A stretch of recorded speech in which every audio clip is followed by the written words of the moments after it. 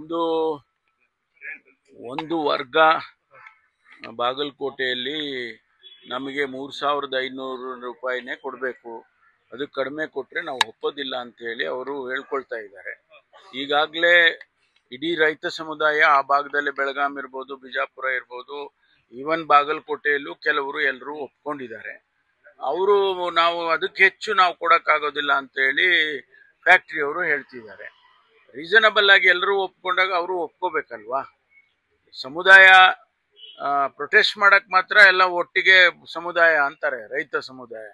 ಆದ್ರೆ ಈ ರೀತಿ ತೀರ್ಮಾನಗಳಾದಾಗ ಅದನ್ನು ಒಪ್ಕೋಬೇಕಲ್ವಾ. ಅಲ್ಲ ಸರ್, ಕಾರ್ಖಾನೆಗಳು ರಿಕವರಿ ರೇಟ್ ಗಳನ್ನೇ ತೋರಿಸೋಲ್ಲ, ನಮ್ಗೆ ಹೇಗೆ ಗೊತ್ತಾಗುತ್ತೆ ಮೋಸ ಮಾಡ್ತಾರೆ? ಅದನ್ನೇ ಈಗ ರೆಗ್ಯುಲೇಟ್ ಮಾಡೋದಕ್ಕೆ ಕೂಡ ಮೊನ್ನೆ ಸಕ್ಕರೆ ಸಚಿವರು ಹೇಳಿದಾರಲ್ಲ, ಅದನ್ನೆಲ್ಲ ನಾವು ಮಾನಿಟರ್ ಮಾಡ್ತೀವಿ, ರೆಗ್ಯುಲೇಟ್ ಮಾಡ್ತೀವಿ ಅನ್ನೋ ಮಾತನ್ನ ಅವ್ರು ಹೇಳಿದ್ದಾರೆ. ಹಾಗಾಗಿ ಅದು ಅವರು ಒಪ್ಕೊಂಡ್ರೆ ಒಳ್ಳೇದು ಅಂತಕ್ಕಂಥದ್ದು. ಸರ್, ರಾಜ್ಯ ಕಾರಾಗೃಹ ಇಲಾಖೆಗೆ NIA ಪತ್ರ ಬರೆದಿದೆ ಸರ್. ಉಗ್ರನ ಕೈಗೆ ಹೇಗ್ ಬಂತು ಇದು? ರಾಷ್ಟ್ರೀಯ ಭದ್ರತೆಯ ವಿಚಾರ, ಗಂಭೀರವಾದ ವಿಚಾರ, ಹೇಗೆ ಬಂತು ಅಂತ ತಮ್ಮ ಗಮನಕ್ಕೆ? ಇಲ್ಲ, ಅದನ್ನು ಕೂಡ ನಾನು ಇವತ್ತು ಚರ್ಚೆ ಮಾಡ್ತೀನಿ. NIA ಏನು ಅಬ್ಸರ್ವ್ ಮಾಡಿದ್ದಾರೆ ಅದನ್ನು ಕೂಡ ಇವತ್ತು ನಾನು ಚರ್ಚೆ ಮಾಡ್ತೇನೆ. ಯಾಕೆಂದ್ರೆ ಅವರ ಅಬ್ಸರ್ವೇಷನ್ಸ್ ಕೂಡ ಏನು ಎವಿಡೆನ್ಸ್ ಇಲ್ಲದೆ ಏನಿಲ್ಲ, ಅವರು ಎವಿಡೆನ್ಸ್ ಇಟ್ಕೊಂಡೇನೆ ಅಬ್ಸರ್ವ್ ಮಾಡಿದ್ದಾರೆ. ಸರಿ, ಥ್ಯಾಂಕ್ ಯು.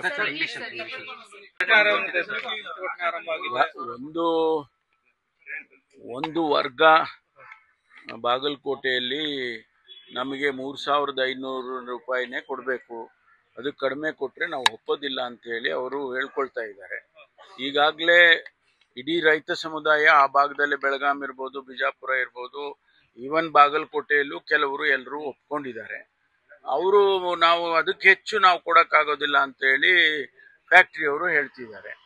ರೀಸನಬಲ್ ಆಗಿ ಎಲ್ಲರೂ ಒಪ್ಕೊಂಡಾಗ ಅವರು ಒಪ್ಕೋಬೇಕಲ್ವಾ. ಸಮುದಾಯ ಪ್ರೊಟೆಸ್ಟ್ ಮಾಡಕ್ ಮಾತ್ರ ಎಲ್ಲ ಒಟ್ಟಿಗೆ ಸಮುದಾಯ ಅಂತಾರೆ, ರೈತ ಸಮುದಾಯ.